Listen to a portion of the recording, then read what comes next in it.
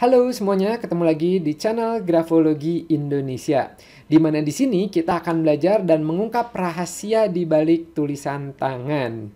Nah, pada video kali ini kita akan membahas salah satu topik yang menarik sekali, yaitu adalah grafologi untuk melihat tanda-tanda introvert dari tulisan tangan.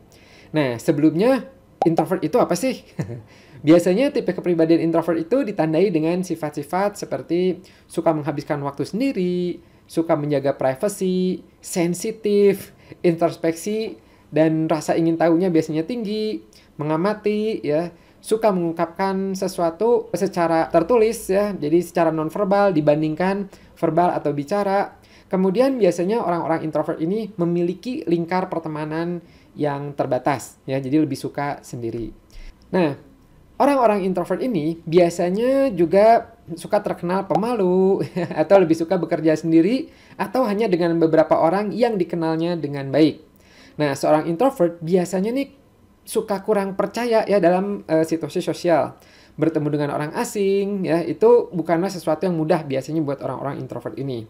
Juga biasanya ketika di bawah tekanan atau di bawah stres itu biasanya orang-orang introvert tuh lebih cenderung narik diri ya suka menghindari dari orang lain, seperti itu.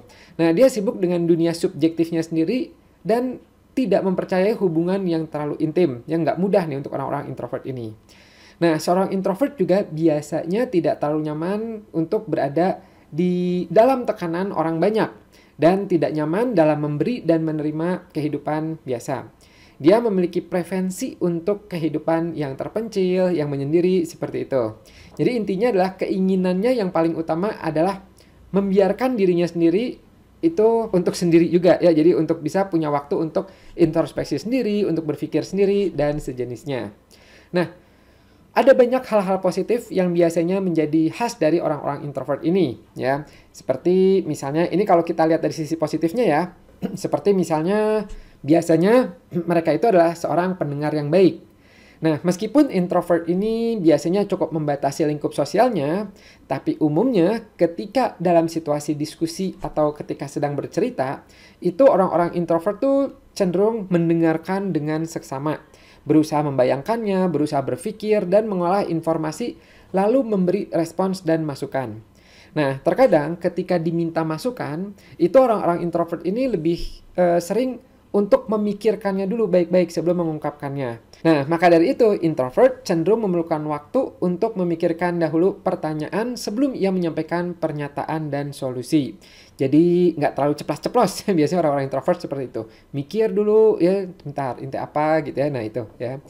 Kemudian, biasanya orang introvert juga ini salah satu tipe pemimpin yang baik. Jadi, pemimpin itu tidak harus extrovert ya. Nah, biasanya pemimpin tipe introvert ini adalah tipe pemimpin yang biasanya lebih ke arah pemikir ya, problem solver. Nah, jadi ketika ada masalah, biasanya orang-orang introvert ini cenderung memikirkan, oke, kalau gitu apa yang harus kita lakukan ya, gitu. Jadi memikirkan jalan keluarnya. Nah, mengenali masalahnya, ya, menganalisa dugaan-dugaan permasalahannya, mencari alternatif-alternatifnya bagaimana memecahkannya, dan kalau bisa menjalankan rencananya tersebut ya, jadi melakukan tindakan nyatanya. Kemudian orang introvert juga biasanya nih merupakan seorang penulis yang hebat. Nah, ini menarik nih. Coba, siapa di antara Anda yang familiar dengan film fiksi Harry Potter yang sangat terkenal dari masa-masa itu? Ya, ya, di balik film Harry Potter itu terdapat seorang penulis yang jenius, yang imajinatif, yang pemikirannya itu luas banget, yaitu adalah J.K. Rowling. Nah, tidak salah ya jika banyak nominasi yang ia dapat ya, karena apa? Detail alur ceritanya yang ia buat ya, filmnya dan sebagainya itu menjadi imajinasi yang luar biasa ya bagi pecinta layar lebar ya. Nah, bahkan selain novel Harry Potter, ia juga menulis novel lainnya loh dengan genre detektif. Jauh berbeda dari film Harry Potter itu sendiri. Dan siapa sangka ya nama penulisnya pun itu ternyata dia pakai nama alias, yaitu adalah Robert Galbraith gitu. Nah, J.K. Rowling ini juga itu termasuk tipe orang yang introvert, yang mana ya dia mampu mengembangkan imajinasinya dengan maksimal ya dan maksimalkan potensinya, dan itu ternyata terlihat dari karya-karyanya yang fenomenal ya, nulis seperti itu. Kemudian biasanya orang-orang tipe introvert juga ini nilai positifnya biasanya itu menyukai hal-hal yang sederhana, ya, nggak harus yang heboh-heboh gitu. Nah, biasanya tipe introvert ini menyukai hal-hal yang sederhana, cukup mudah puas dengan apa adanya, bisa menikmati aktivitas rutinitas, monoton di rumah atau di kamarnya sendiri, simple. Itu ada sisi-sisi positif dari introvert. Tapi meskipun banyak positifnya, ada juga nih beberapa yang biasanya ini menjadi PR bagi tipe-tipe introvert. Seperti orang introvert tuh biasanya terkadang suka berpikir berlebihan atau overthinking ya, atau cemas ya gitu. Nah, secara tidak sadar ya orang-orang introvert itu biasanya selalu memikirkan hal-hal secara mendalam dan ujung-ujungnya menjadi complicated areas rumit yang sebenarnya nggak harus dipikirin sedalam itu juga nggak apa-apa kok gitu ya. Nah, pemikiran akan idenya ini selalu ingin sempurna ya, tetapi juga dia suka memendam pemikirannya sendiri. Tidak salah, itulah yang membuat kenapa introvert biasanya selalu memikirkan jawaban-jawaban dari apa yang dia pikirkan secara mendalam, secara gamblang. Karena takut akan hal komunikasi yang kurang baik nantinya. Ya, ketika ngobrol, ya ketika diharuskan ngobrol, takut miskomunikasi, apalagi secara verbal. Yang akhirnya malah menjadi bumerang buat dirinya sendiri untuk berpikir keras lagi ya dan membuatnya drop gitu ya. Wah, ini takut salah nih, ini apa nih, mikir lagi dan sebagainya. Kemudian biasanya orang introvert ini juga yang menjadi PR adalah seringkali merasa tidak enakan.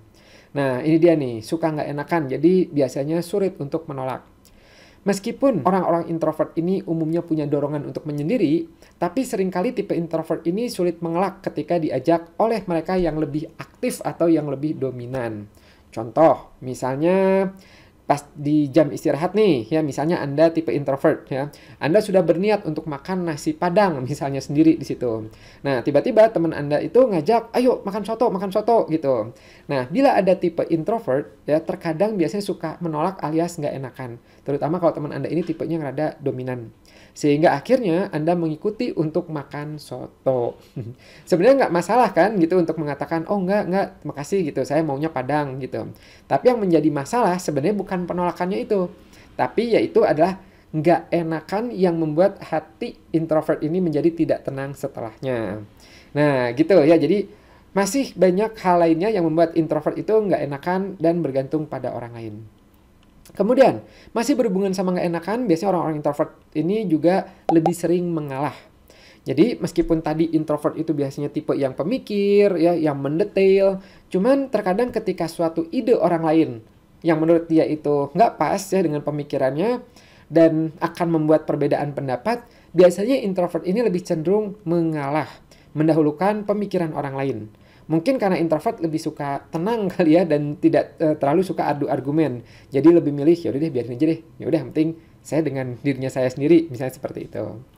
Kemudian yang keempat nih, PR orang introvert biasanya itu suka menarik diri di lingkungan sosial dan kurang banyak bicara. Seringnya orang-orang introvert itu menutup diri dari kehidupan sosial. Ia biasanya memilih 1-3 hari untuk berdiam diri di rumah daripada bermain dengan kelompok sekolah, hangout ya, dan kongko ya, kumpul-kumpul di luar sana. Nah, kenapa? Karena sebagai orang introvert biasanya itu akan menjadi sangat melelahkan ya kalau misalnya ketemu orang hanya untuk bicara kesana kesini yang menurut dia itu tidak terlalu penting. Beda halnya kalau ketemu dan berbicaranya itu sesuatu yang ada tujuannya, topiknya, ya, yang penting seperti itu.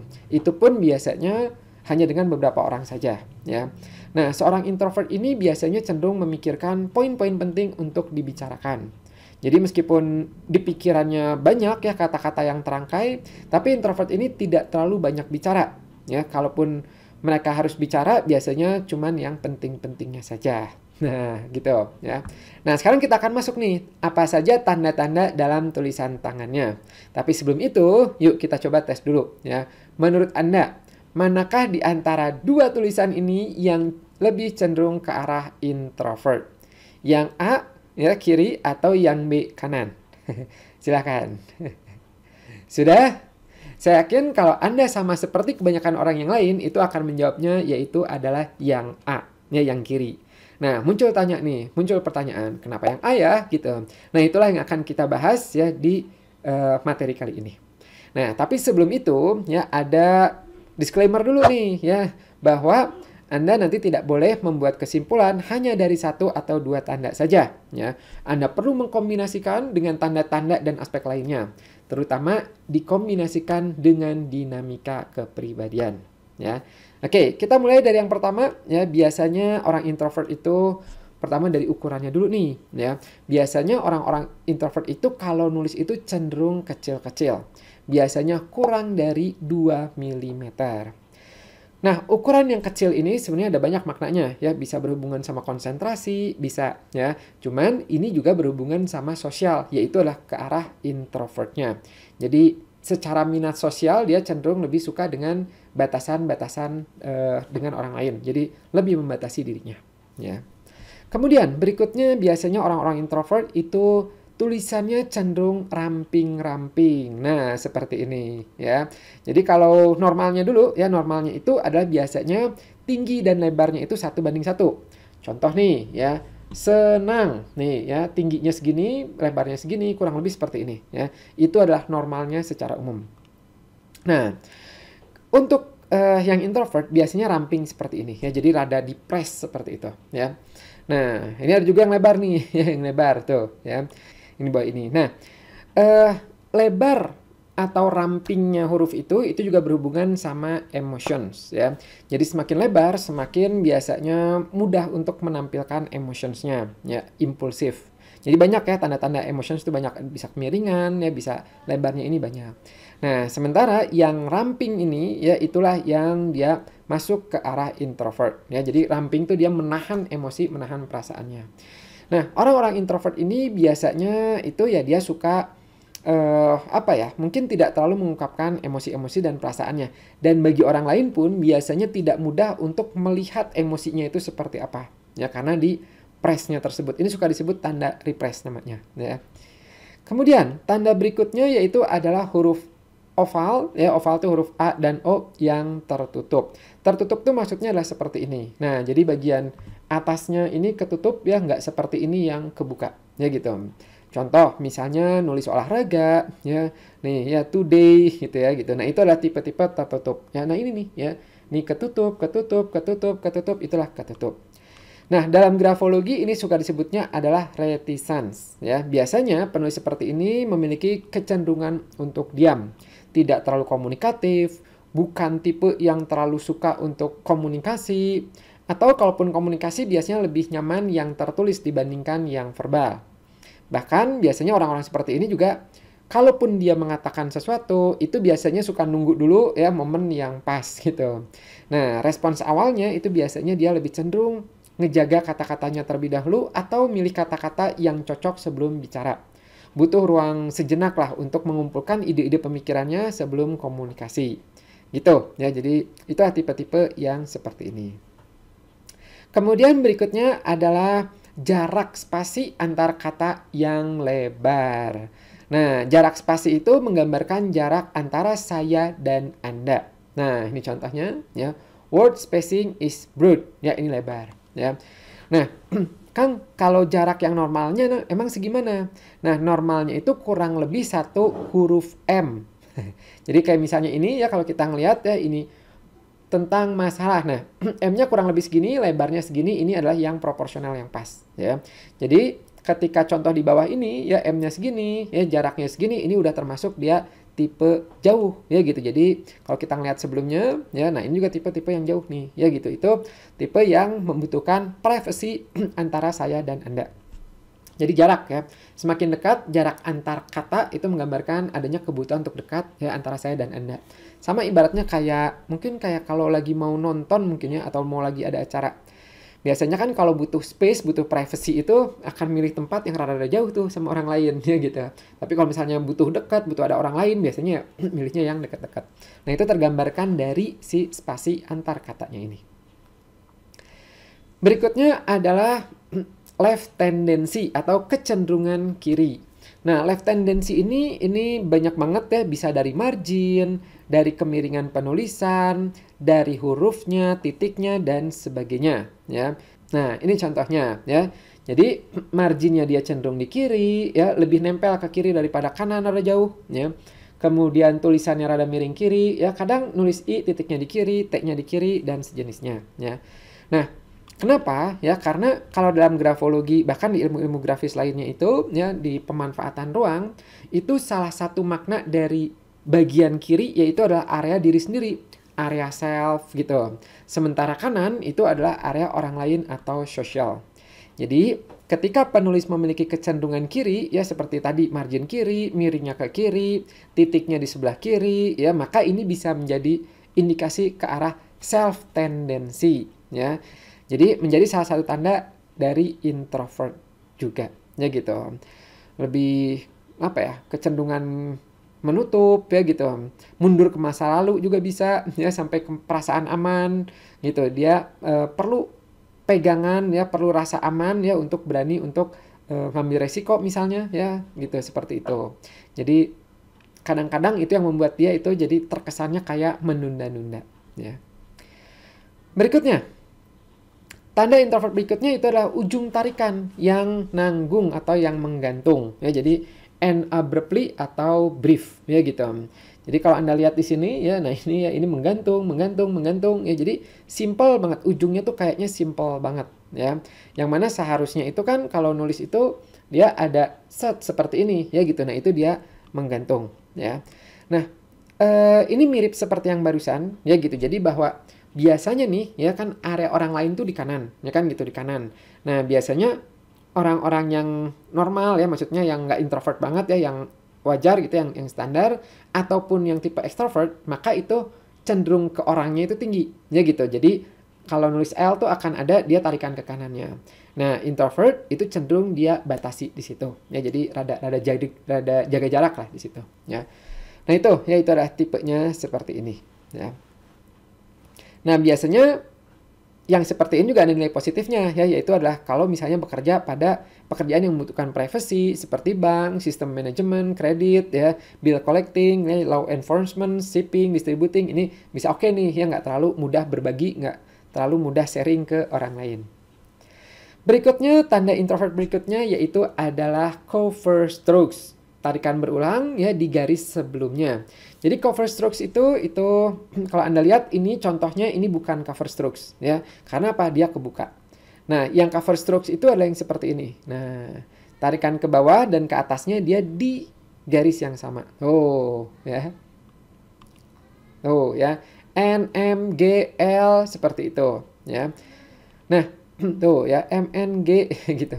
Nah, memang ada beberapa makna dari cover strokes ini, ya. Bisa jadi positif seperti misalnya cover strokes pada huruf P, ya, pada D, pada T gitu. Ya, itu menunjukkan presisi, dignity, cenderung ngikutin aturan, norma yang ada gitu. Ya, itu oke, ya. Nah, tapi kalau misalnya cover strokes-nya itu pada huruf G, L, ya, dan huruf-huruf yang harusnya itu ada loops-nya atau terbuka, tapi sama dia itu malah di cover, ya, ditutup, maka ini menjadi indikasi berlebihan dalam menjaga sesuatunya. Malah bisa berkembang ke arah ingin menutupi sesuatu, melindungi diri sendiri, cenderung menarik diri dari situasi yang membuatnya tegang, ya. Kemudian merasa tidak aman dalam hubungan interpersonal. Bisa juga ke arah menirik diri dari situasi yang membuatnya tegang dan sebagai akibatnya mengalami kesulitan besar nih untuk menampilkan kebutuhan emosinya. Jadi ditutup atau dipendam, ya, cover strokes. Berikutnya, juga biasanya banyak bentuk-bentuk arcades. Apa sih arcades itu? Arcades itu yang membulat seperti ini. Tuh bagian atasnya, yaitu membulat. Kayak contoh ini tulisannya, ini bulat-bulat banget nih, terutama atasnya. Ya tuh, N, M, ya, nih H, gitu. Nah, bentuk arcades ini sebenarnya banyak ya maknanya. Seperti misalnya dalam pola pikir suka disebutnya methodical, metodis, sistematis, ya step by step seperti itu, ya. Kemudian juga ada makna berhubungan sama manual dexterity. Manual dexterity itu koordinasi tangan dan jari yang bagus di situ, ya itu ada di situ, ya. Nah, juga menunjukkan salah satu tanda kontrol diri ya dalam menjaga hati-hati, presisi gitu, itu bisa, ya. Nah, inilah yang terlalu menjaga, terlalu hati-hati, terlalu perfeksionis, ya. Itu juga bisa menjadi salah satu indikator dari introvert, yaitu adalah menjaga ya hati-hati seperti itu. Nah, itu adalah tanda-tanda ya yang menjadi indikator dari introvert. Nah, sampai sini dulu video kali ini ya. Gimana? Menurut Anda bermanfaat nggak sih video-video seperti ini?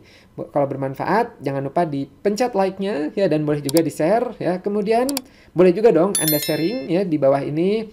Anda dari banyak tanda yang barusan di-sharing, ada berapa banyak yang ditemukan pada tulisan Anda? Boleh sharing ya, apa saja yang Anda temukan.